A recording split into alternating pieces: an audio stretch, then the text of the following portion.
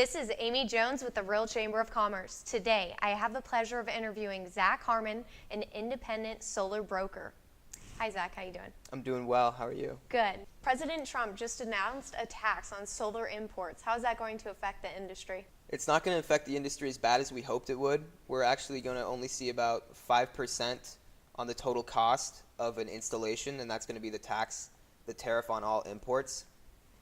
So when you compare that to the incentives and rebates, it's going to be pretty fractional, and it's not going to impact the cost very much. We're definitely going to see some new companies start to develop manufacturing facilities here in the United States to avoid that tariff, and then there's always a possibility to support local, and we already have a few companies that are manufacturing panels here in the United States. Solar World is one of the big companies. Okay, great.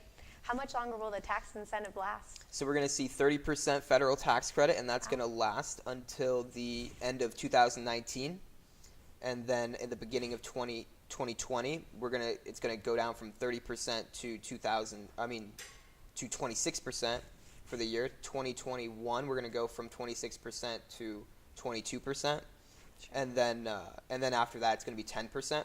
So basically, we have 4 years for the incentive to still last and offer solar to be very economical for homeowners to go solar. Sure. Mm-hmm. So I've heard people throw around the term free solar. Is that really a thing? Well, there's zero cost in the installation. You know, you can finance the system, or you can participate in a third-party ownership option, where that's also known as a lease.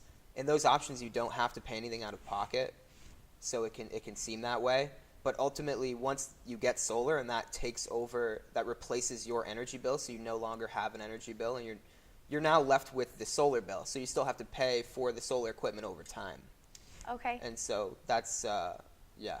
So can I actually expect to save money by putting solar panels on my house? Once you go solar and you wipe out your electric bill, again, the only thing that's going to be lasting is the payment on the solar system, and the payment on the solar system is going to be anywhere from 20 to 50% off of what you paid for electricity. Yeah. Okay, good. So I see all these different advertisements on the internet for solar panels and different companies. How do we decide on which company to go with?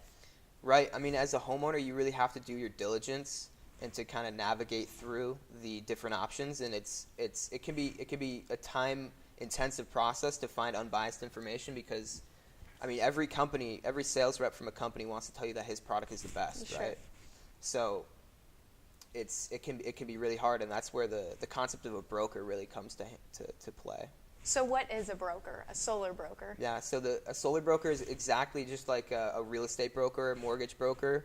We don't have our eggs in one basket, so to say, so we don't have stake in one company, and we can offer you the gamut of all the different companies and options, from small companies, large companies, and really give you the unbiased information that you need to make an educated decision.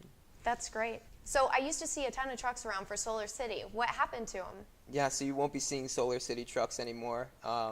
Market analysts tell us that in the Q3 of last year, they were doing pretty bad financially, and they were going to run towards bankruptcy. So Elon Musk, being a pretty large shareholder in his cousin's company, his cousin that actually founded the company Solar City, and it's Lyndon Rive is his name. He was a shareholder. Elon Musk was a big shareholder, and so they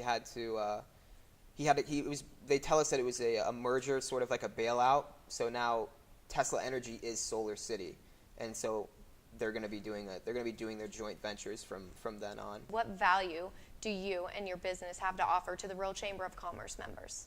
So I do a lot of networking. That's how I achieve a lot of my business. So through that, I have a lot of connections that I can make and make referrals towards the business owners of the chamber and really help them out that way. Referral partnerships, I love those. So I'm really after real estate agents. We are really good power partners, so I'm looking forward Okay, great. to expanding my network there for sure. That's very good. Well, Zak, thank you so much for coming on today. I appreciate having you here. Thank you. Yep, absolutely.